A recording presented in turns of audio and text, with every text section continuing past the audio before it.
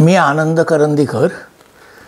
मी विचारवेधचा एक पूर्वीपासूनचा कार्यकर्ता आहे.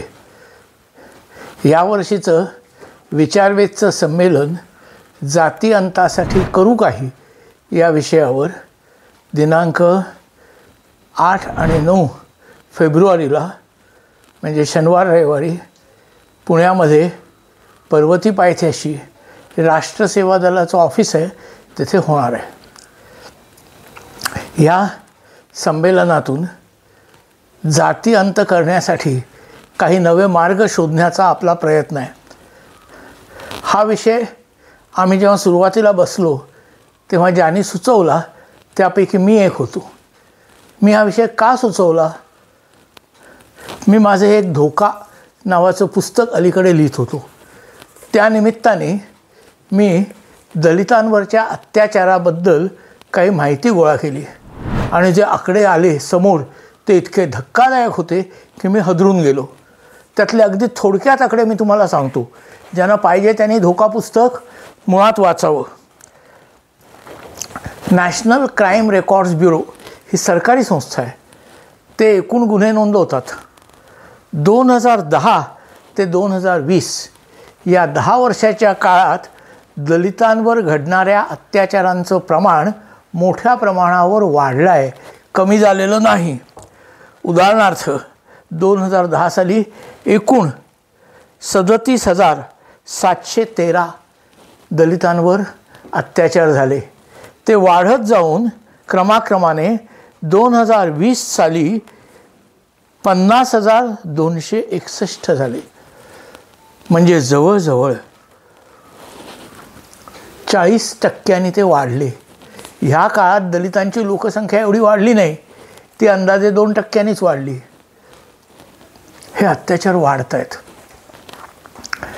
हे का वाढत आहेत याचं एक महत्त्वाचं कारण हिंदुत्व.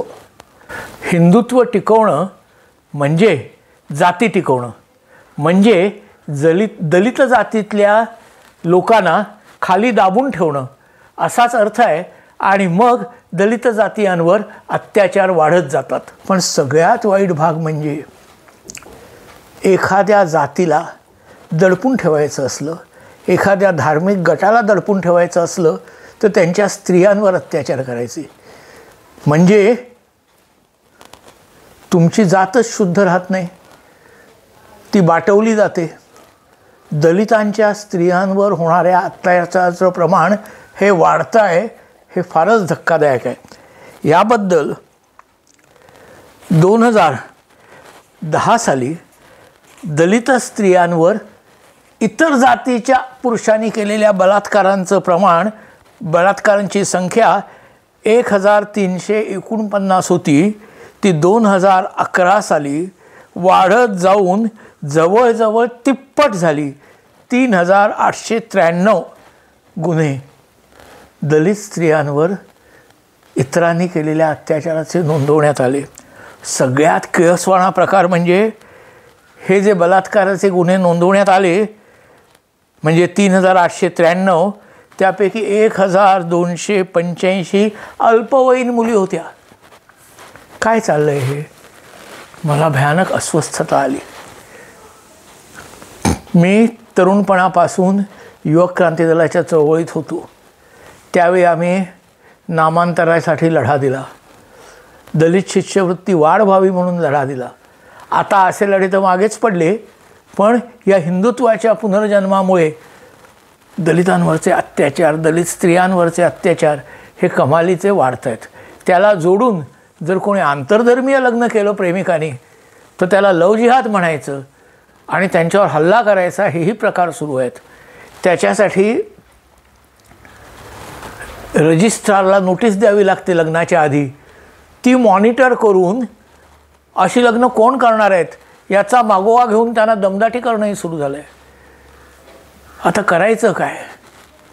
आपल्याला डॉक्टर बाबासाहेबांनी नवयान, म्हणजे तुम्हाला माहिती आहे बौद्ध धर्मामध्ये महायान आणि हिनयान पंथ होते. बाबासाहेब म्हणाले मी या दोन्ही पंथाचा नाही, माझा पंथ नवयानाचा आहे. आणि मग त्यांनी काय केलं पाहिजे ह्याच्याबद्दल खूप मार्गदर्शन केलं आहे बौद्ध अँड हिज धम्म वगैरेमध्ये. आंतरजातीय लग्न करा असंही त्यांनी प्रोत्साहन दिलं, पण प्रत्यक्षात आंतरजातीय लग्नही विशेष होत नाही आहेत, आणि जर झालीच तर आपल्या जातीचा अभिमान दुखावला म्हणून दाम्पत्याला मारून टाकण्याचेही प्रकार घडत आहेत.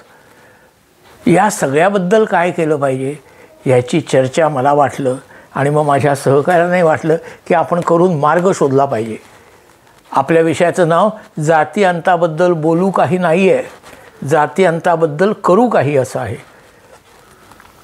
मार्ग सापडेल, आपण शोधला तर नक्कीच सापडेल, ह्या विश्वासातनं हे संमेलन भरतं आहे. अनेक विचारवंत, अनेक कार्यकर्ते एकत्र येऊन ह्या संमेलनात चर्चा करतील, कार्यक्रमाची दिशा ठरवतील. या संमेलनातून जे कार्यक्रम पुढे येतील त्याचा पाठपुरावा विचारवेधतर्फे पुढील वर्षभर नाही तर सातत्याने करण्यात येईल. तेव्हा तुम्हीसुद्धा शनिवार रविवार 8 आणि 9 फेब्रुवारीला होणाऱ्या जाती अंतासाठी करू काही ह्या संमेलनात सामील व्हा आणि ह्या महत्त्वाच्या लढ्यात हातभार लावा अशी माझी तुम्हाला कळकळीची विनंती आहे. जय भीम.